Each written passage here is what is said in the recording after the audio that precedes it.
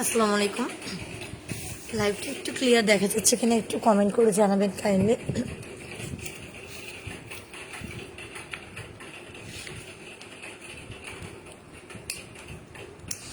আমার আসলে এখান থেকে লাইভ ক্লিয়ার দেখা গেলে মানে কেউ যদি লাইভে জয়েনও থাকে কমেন্ট না করলে শো করে না, এই জন্য আমি নর্মালি ওরকমভাবে লাইভে আসাও হয় না। আরও দিই মা, আরও দিই।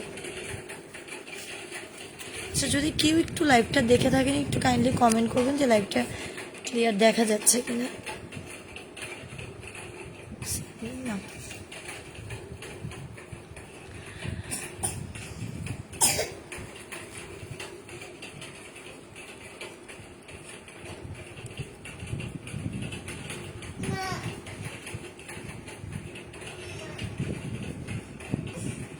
কি মা? আচ্ছা যাই হোক, যে কারণে লাইভে আসা। কি মা? সরি বাবা। কম বেশি সবাই ওর আপডেটটা জানতে চেয়েছিলেন, এর জন্য ওর আপডেটটা দেওয়া। তো ও হচ্ছে গতকালকে রাতের থেকে খাওয়া শুরু করেছে, অপারেশন পরবর্তী গতকাল রাতের থেকেই ফার্স্ট নিজে থেকে খাচ্ছে। নিজে থেকে বলতে কি আলহামদুলিল্লাহ খাওয়া শুরু করেছে। তো আসলে কিছু ব্যাপার একটু ক্লিয়ার করি। আপাতত আমার শেল্টারে সব মিলে আপনার বিড়ালের সংখ্যা হচ্ছে প্রায় 61টা। এই বিড়ালগুলোর মান্থলি হিউজ পরিমাণ খাবার লাগে ডেলি। বাবা তুমি এখানে যেও না,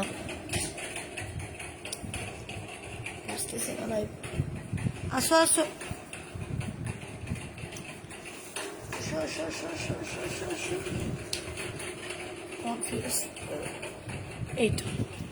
এই হচ্ছে ওর আজকের অবস্থা।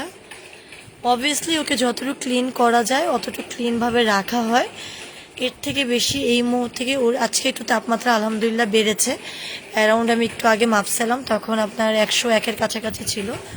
তো আলহামদুলিল্লাহ ওর এই কয়দিন 93-94-এর উপরে তাপমাত্রা উঠেই নেই। তো আজকে তাপমাত্রা বেড়েছে।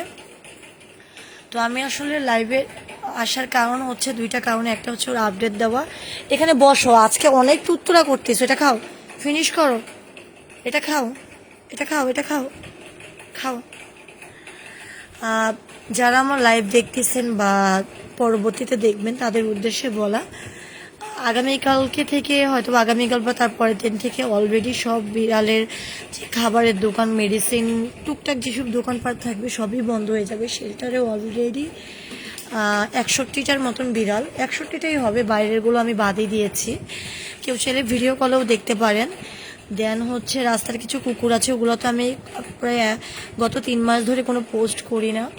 তো ওদের কিছু খাবার আমার সংরক্ষণ করে রাখতে হবে। সংরক্ষণ বলতে যা খাবার আছে অলরেডি কালকে হলে হয়তো বা ফুললি শেষ হয়ে যাবে। আজকে আমি গতকালকে কিছু মাছ কিনে আনছিলাম, বাকি বলতে ভুল হবে, অন্য বাচ্চার ফান্ড দিয়ে কিনে নিয়ে আসছি।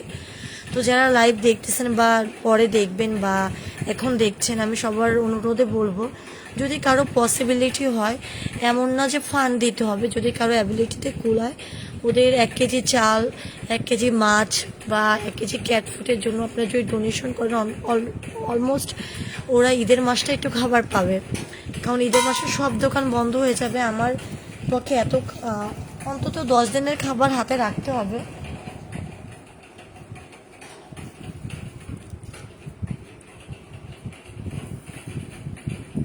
হ্যাঁ মা,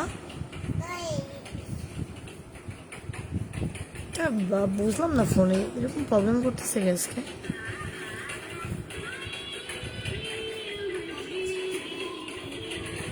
আচ্ছা, আমি হয়তো লাইভটা খুব বড় করতে পারবো না, আমার আইডিতে খুব প্রবলেম দেখা দিচ্ছে, লাইভ করলে আইডিতে সমস্যা দেখা দিচ্ছে। হ্যাঁ মাম্মা, এটা একটা মেয়াও, আদর করে দাও, আদর করে দাও, হ্যাঁ আদর করে দাও।